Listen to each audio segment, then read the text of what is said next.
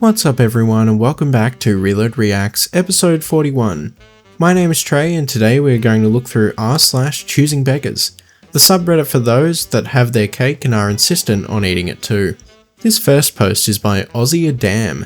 Hey Adam, I've heard you've made mobile apps before. I was wondering if you could make one for me. Yeah, I have.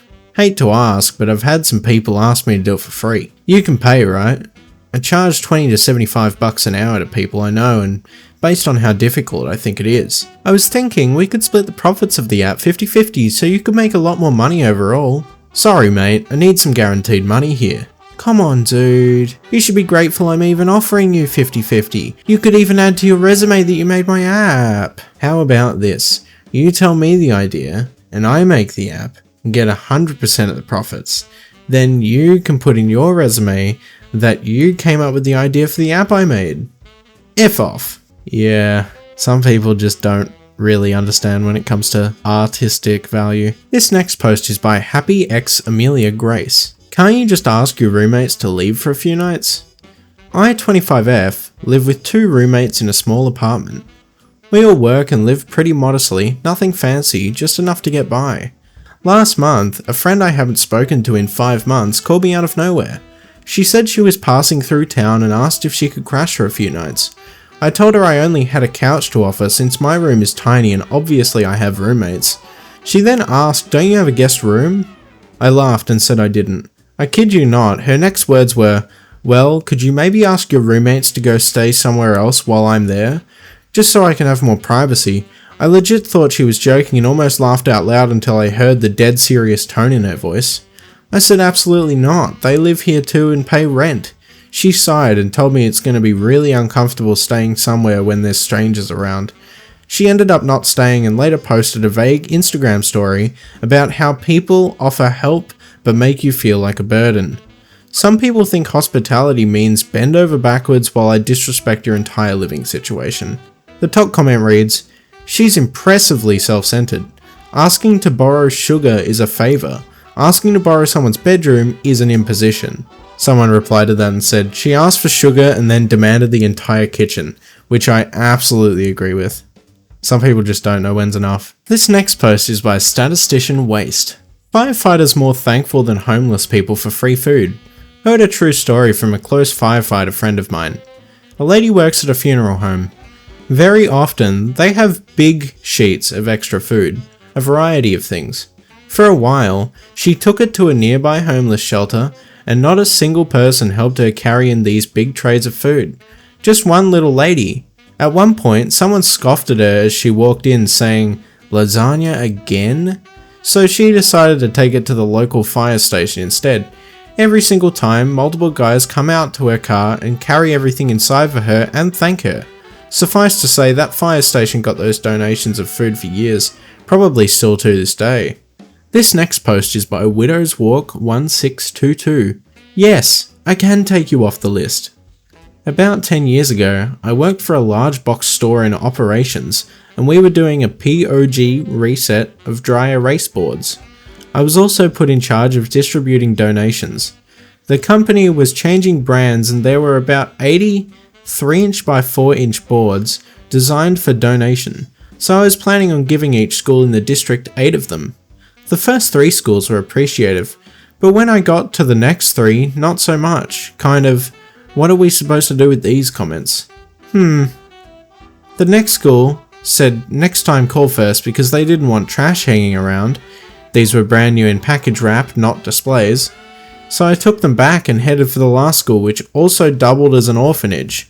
When I brought them in and explained who I was and why I was there, the principal cried, thanked me profusely for thinking of them, and sent a formal thank you letter to my company.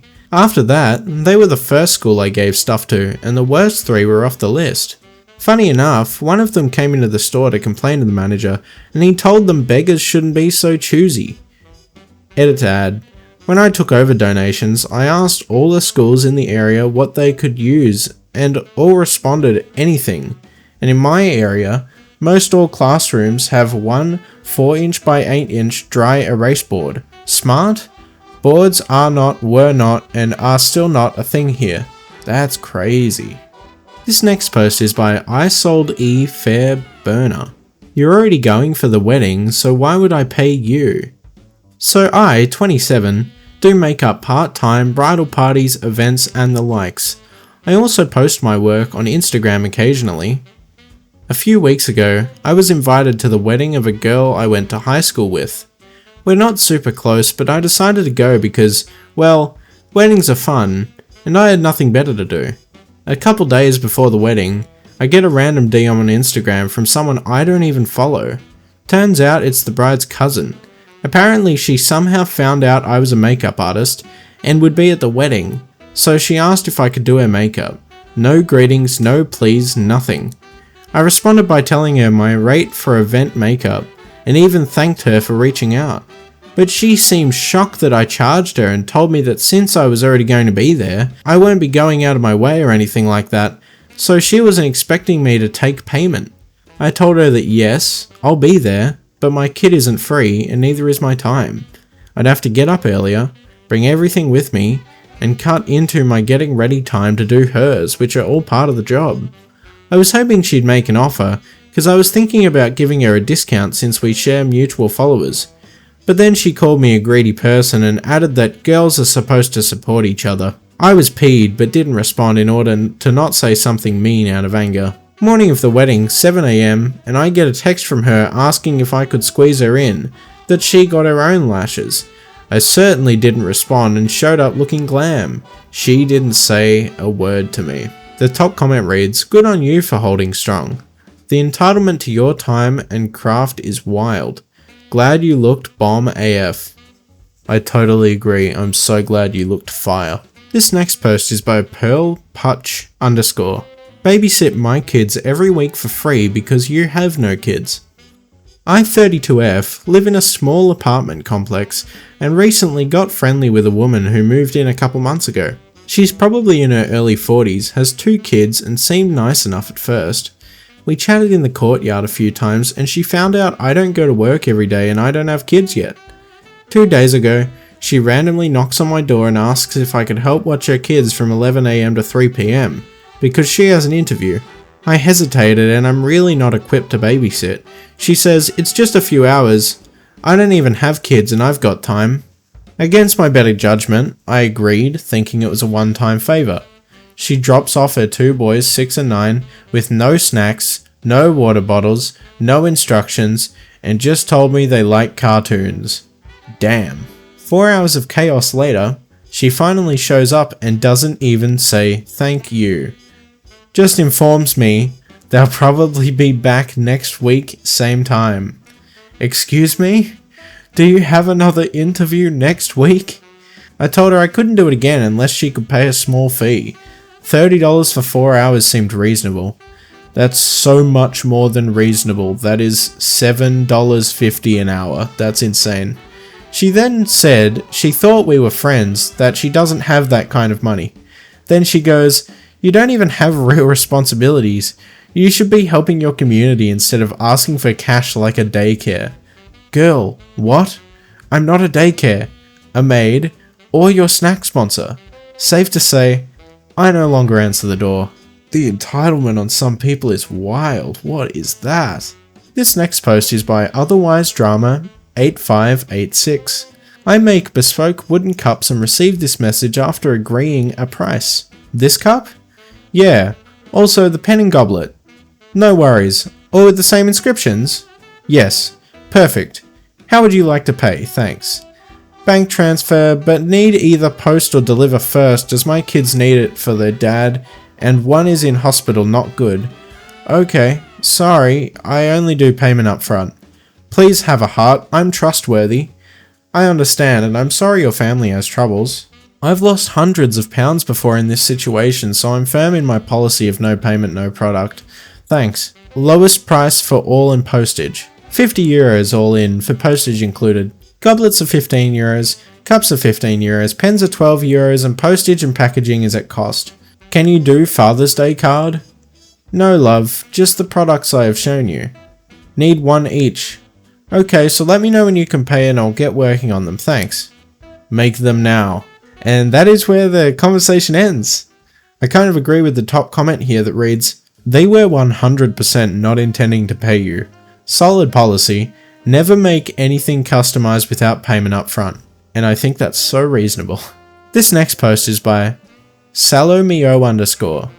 Gave my best friend a free apartment to help her. She requested to rent it out for money instead. So my best friend has been having some serious money problems lately after she lost a huge amount in her business. Her rent was due and she didn't meet up to pay unlike her. She was absolutely worried and she asked if I can help her.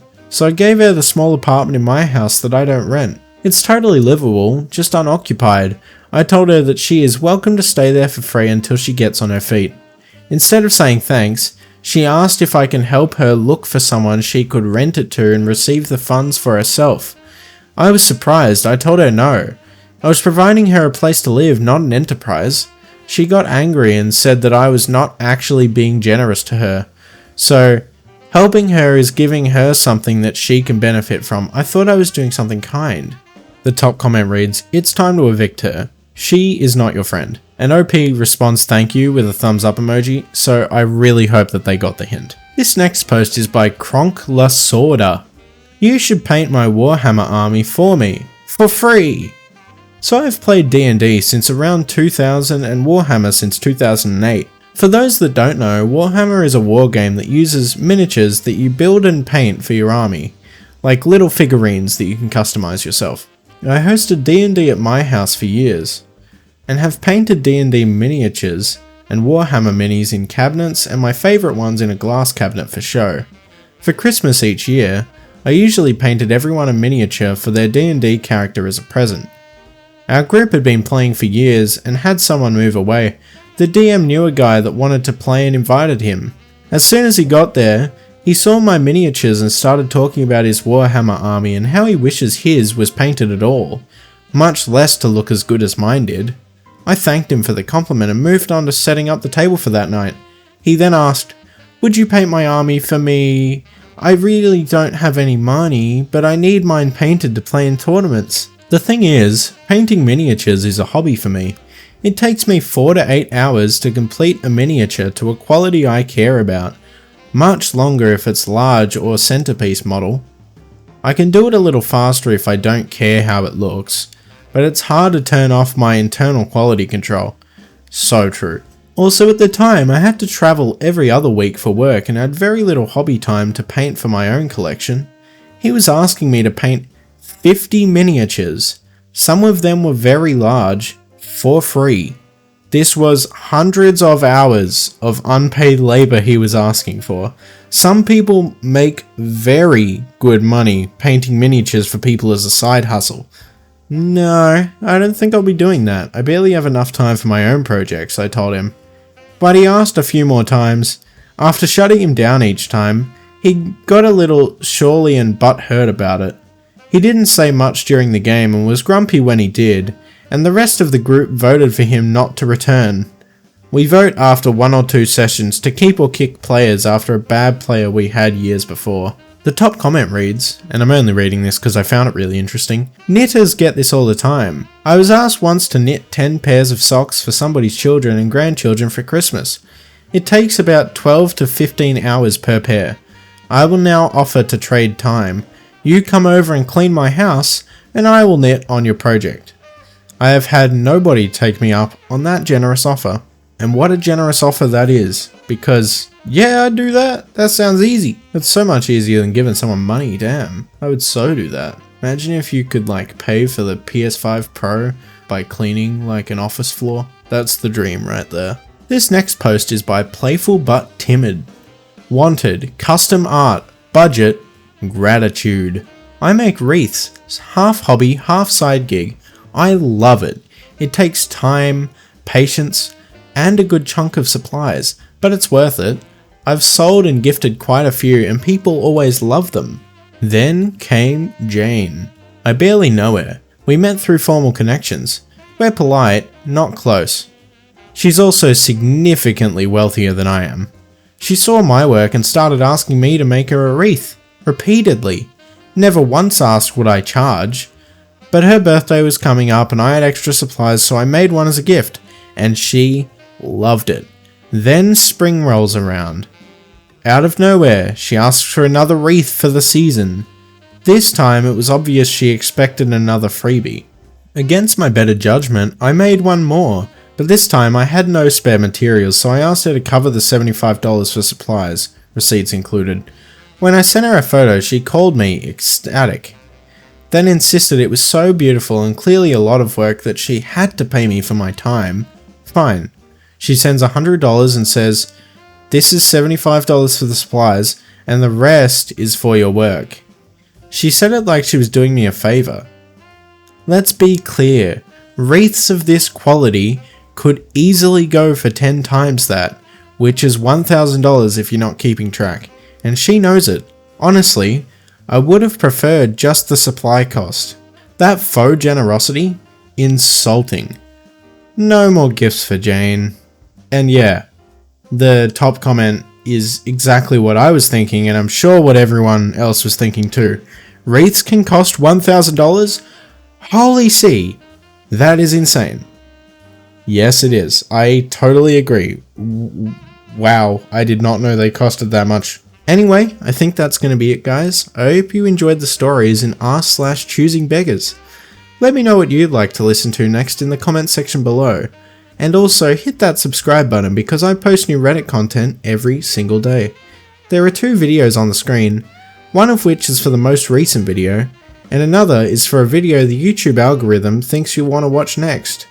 My name is Trey, this was Reload Reacts, and I will see you in the next video.